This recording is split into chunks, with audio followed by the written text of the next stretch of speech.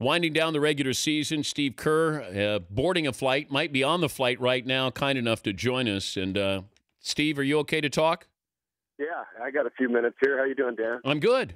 I wanted to ask you about this with the first-round matchups. Just if the playoffs started today, in the West, they're unbelievable. And that might be, Oklahoma City against the Lakers, Denver and Golden State, Memphis and the Clippers. Out of those, which one do you like where you see maybe a surprise moving on? Well, I think, Clippers Memphis is a toss-up, 4-5, and I wouldn't consider that an upset.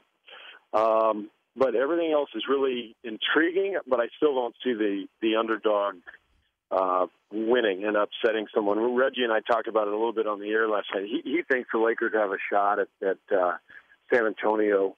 I don't think so, really. I'm not that impressed with the Lakers, especially defensively.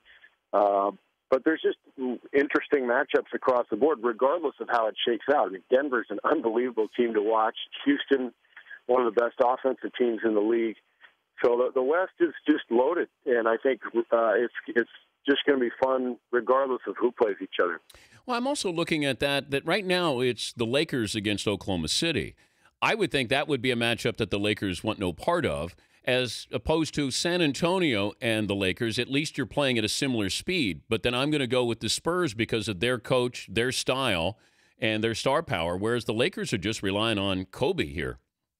Yeah, I would agree with that. And keep in mind, the Spurs are just treading water right now, trying to get healthy and get to the first round without any major setbacks. And once they have Parker and Ginobili out there running high screen and rolls, getting into the lane, and they got all those shooters and Duncan down low, I mean, that's a great team. That's a top 3 team in the league. So to expect Baker, say, match up with San Antonio to beat them 4 times, I don't see it. But probably a better matchup anyway for the Lakers than Oklahoma City would. I mean, all these teams with fast point guards, like the Thunder, they just destroy the Laker defense, and so I just don't see it. I think it's been a struggle all year for the Lakers, and it's been exciting to watch, but it just, to me, they look better on paper still than they actually play. Hey, Steve Kerr, NBA on TNT, joining us, Dan Patrick Show.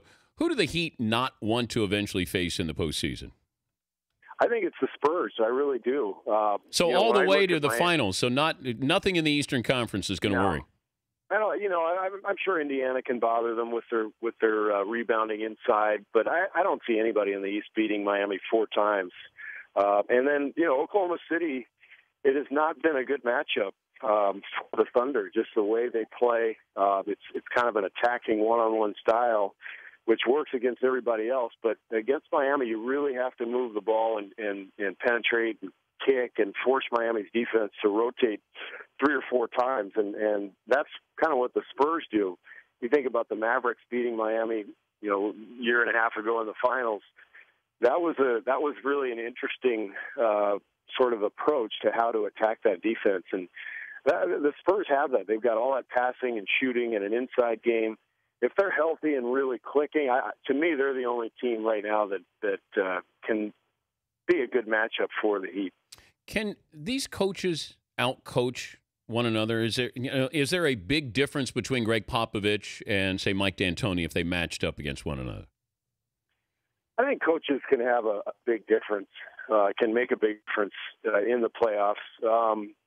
I think a lot of it is matchups, though, on the court. And, you can have the greatest coach in the world, but if the matchups don't go your way in that particular round, it's tough to gain that advantage. But the best coaches really understand the matchups and the advantages, and they expose those. And I do think really good coaches make a big difference in the playoffs. Before I let you go, you did the NCAA tournament. The one player you saw who will make that successful transition to the NBA is who? Oh, boy. Nobody jumped out at me like they were ready to contribute right away. I saw a lot of players, I think, down the road can be good. Oladipo, I think, is going to be a great defender.